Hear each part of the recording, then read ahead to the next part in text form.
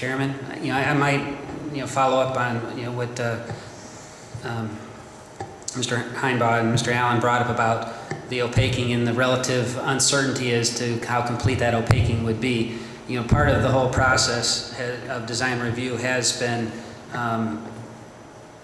giving proponents an opportunity to make a case to comply with the guidelines in creative ways, and we've learned along the way from that. Some have been successful, some have not, in areas including signs, but many other conditions. I would suggest, to complete that compromise, is that we allow the technique that Mr. Allen is describing of opaquing from the inside or outside, wherever the case may be, and make his best attempt, and we understand exactly what application he used to see if it was indeed successful or less than entirely successful. Allow it to be the case, but learn from it to know if that application we would accept for future signs or not. So I would suggest, as the compromise, to go ahead with the application that Mr. Allen had offered, and will allow its the degree of success to ride, and we'll learn from it after that. I think that might be the best way to address this and be consistent with the dozens, in excess of 100 signs that we've had up to this date that have been in compliance. Okay, thank you. Mr. Chairman, through you, would you put the sign back up of family video? Ms. Byington, I find this sign far more cluttering, or whatever words you use, than his Krazy Mac sign. I understand that it was an oversight at that time. Is there a plan to go back to family video and say you need to change your sign? I agree. I think it's much more obtrusive as well, and I'll have to defer to Phil Leheader as far as enforcement. Through you, Mr. Chairman. As it was stated previously, the obelisk, if you will, that was put through the Planning Commission by Family Video was part of their approved process that they went through. And to go through and enforce something that was approved and say it's not approved could create a conflict in code enforcement. I understand that. I appreciate that, Mr. Chair, through you. Then how can you say to this gentleman, your sign is too bright, whatever, when you've got this directly across the street from him, and that's okay? How can you say that?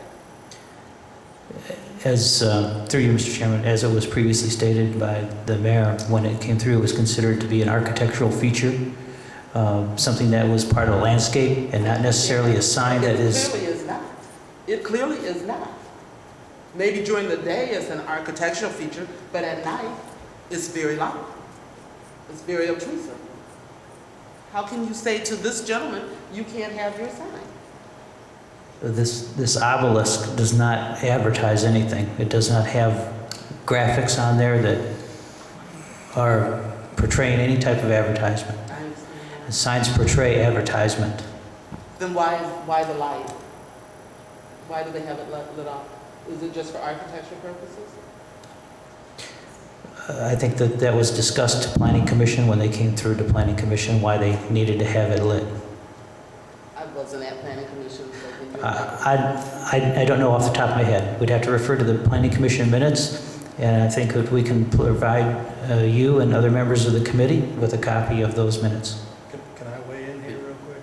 Go ahead. I have over 20 years experience in marketing, and I can tell you that a sign is made to draw your attention to that structure. It doesn't have to have a message on it. It's made to draw your attention, and that draws your attention. It is a sign, whether they say it's a sign or not. It is a sign. Yeah, Mr. Chairman, that is is probably more a legal question than it is anything else. It was interpreted in our process and case being made by the proponents that was an architectural element. I would tend to agree with Mr. Allen's statement that it has a sign value to it.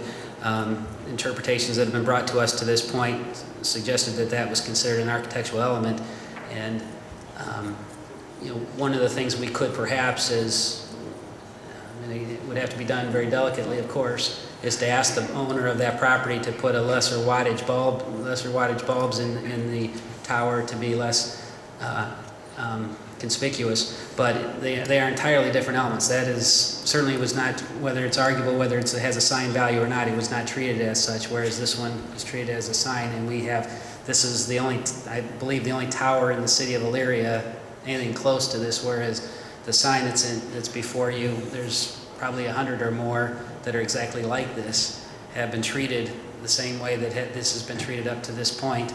And you know, to be consistent, to apply the design guidelines as they've been applied, you know, I think there needs to be a demonstration of why this should be treated any differently than all of the rest. We're honoring the design guidelines that were passed by City Council. If there's a question about those guidelines, I think that's another discussion, perhaps, to reconsider some of the language on those. You know, I think going back to where some of this conversation started earlier, if there is indeed the compromise of opaquing the background that they were willing to do, and the only question was whether the degrees of that opaqueness was at hand, I think we should consider accepting that. Rebecca? Mr. Chairman, there's a couple underlying issues that I have with this, and many of you I've talked to today. The first one is the fact that no permit was originally pulled, and Mr. Allen has accepted responsibility for that, and I appreciate that. The other thing is that we have not one, but two business owners here that have come to our city within the last 4 or 5 months that had no idea of whether it was their fault or not. They had no idea of a design review process. Now, I've heard people say that if they'd pulled a permit, they would have understood that design review process, but I think there's an underlying problem here, and I don't think we as a city did a good enough job of getting that information out to people. And I've made a referral, and I talked to the mayor today, and I know they're in the process of this, of having a fact sheet to go from every property owner to a tenant when they lease or rent a property for a new business that says, here's some of the things that you have to do. If you want a sign, you do this. If you want electric, you do this. If you want a health department, you do this. And I don't think we've done a good enough job of getting this information out. I believe in design review. I think it has its place, but I think there's got to be a sense of some flexibility here in regards to this sign. If we continue down this road, I think the only signs that we're going to have in front of us to approve is for rent, for sale, and for lease. And I'm not sure that's what we want. So I am in favor, and I'll make a motion to approve Krazy Mac sign as it stands. I'll second that. Okay, we have a motion on the table and a second. Question. Question on the motion.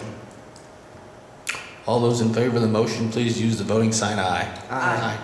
All opposed, nay. Hey. Motion approved.